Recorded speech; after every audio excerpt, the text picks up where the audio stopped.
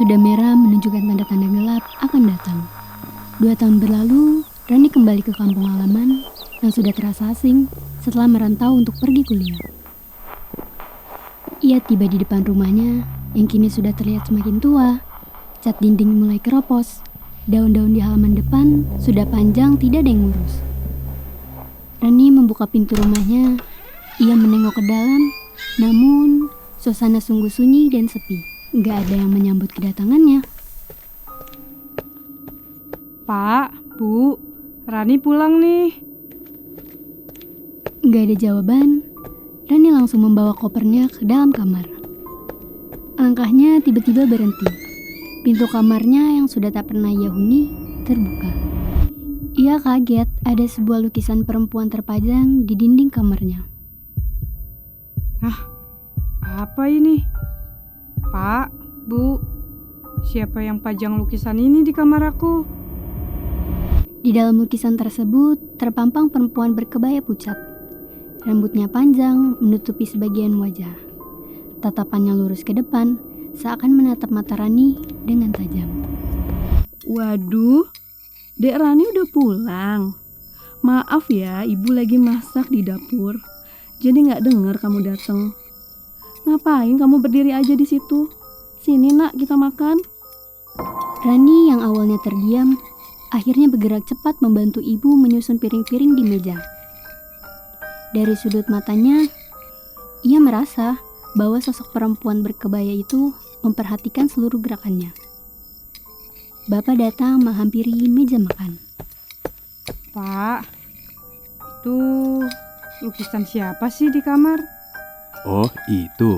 Setelah kamu pergi, Bapak nemu itu di gudang. Bagus kan? Bapak pajang aja di kamar, biar ada isinya itu di kamar kamu. Pindahin apa? Aku nggak suka. Bikin merinding, Pak. Ih, tuh lihat Pak, matanya serem banget. Ngeliatin aku gitu. Kayaknya dia nggak suka deh sama kedatangan aku ke sini, Pak. Wes lebay kamu. Emangnya perempuan itu hidup? Bisa melihat kamu gitu? Ya udah, besok pagi Bapak pindahkan kembali ke gudang. Selepas makan bersama, Rani masuk ke kamar. Badannya terlalu lelah untuk memikirkan lebih jauh soal sosok perempuan di dalam lukisan. Ia langsung tak sadarkan diri, tertidur begitu saja. Udara dingin menusuk ke dalam tubuh Rani. Ia terbangun saat jam menunjukkan pukul 2 pagi. Dari sudut kamarnya, ia merasa seperti ada sosok perempuan mengawasinya. Siapa di sana? Ia berusaha memicingkan matanya, hingga akhirnya ia sadar bahwa kepala perempuan berkebaya di dalam lukisan miring menatapnya. Perlahan, ia merasakan seperti ada sosok yang mendekati kupingnya. Ini tempatku, kamu siapa?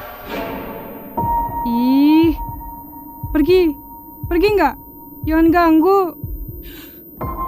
Kaget anaknya berteriak, bapak dan ibu bergegas keluar kamar dan menghampiri Rani dengan penuh kekhawatiran.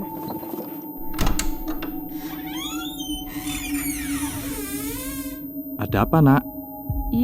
Itu loh Pak, itu lukisan itu. Tadi kepalanya miring. Aku dengar dia ngomong sendiri, Pak. Bapak tidak percaya. Ia berjalan menuju lukisan perempuan. Lalu ia memastikan bahwa lukisan itu masih utuh seperti yang ia tahu sebelumnya, tidak bergerak dan tidak berbicara. Loh, Nak, ini masih sama? Kamu mimpi ya? Kecapean itu kamu. Udah, tidur lagi aja. Rani akhirnya berusaha memaksakan dirinya untuk tertidur.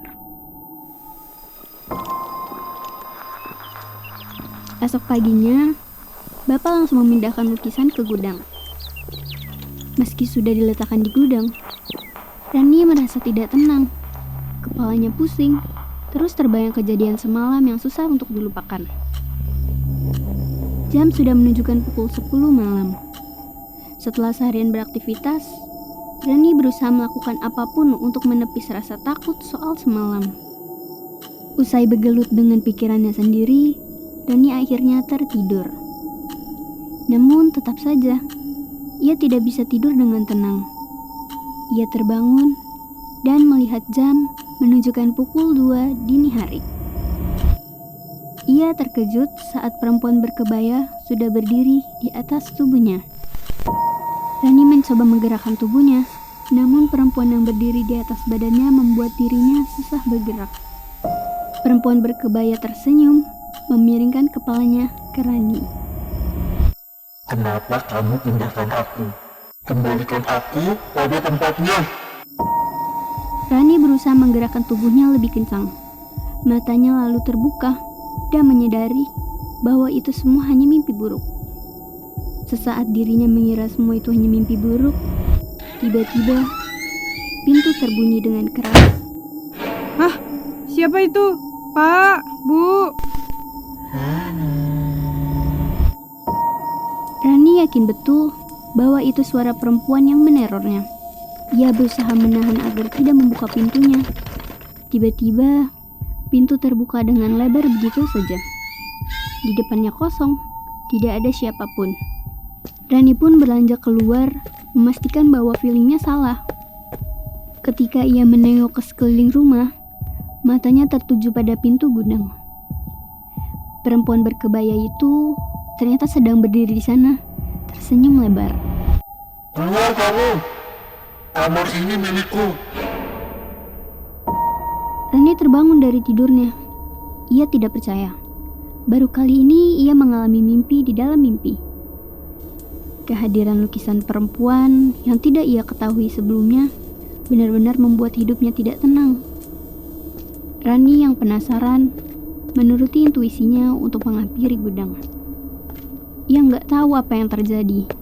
Sebenarnya takut, tapi ada perasaan yang bikin penasaran siapa sosok perempuan di lukisan. Saat ia sudah masuk ke dalam, ia bingung kenapa gudang itu kosong.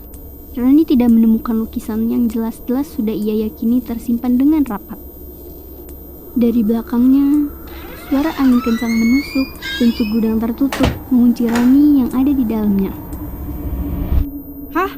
Kok nggak bisa dibuka? Ini kenapa? Bapak, Ibu, tolong. Ih, buka nggak? Nggak lucu tahu. Tidak ada jawaban. Rani semakin keras, berharap ada yang mendengarnya. Ia yakin bahwa ini semua hanya permainan perempuan berkebaya di dalam lukisan.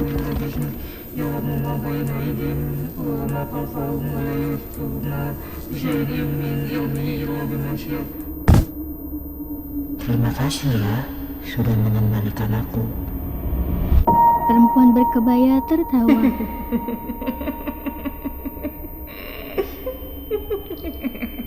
Rani merasa pusing mendengarnya. Badannya bergoyang. Ia mencoba mencari sesuatu yang bisa ia genggam. Namun, tangannya tidak bisa mendapatkan apapun. Rasa pusing di kepalanya semakin menusuk. Akhirnya, ia pun terjatuh ke tanah.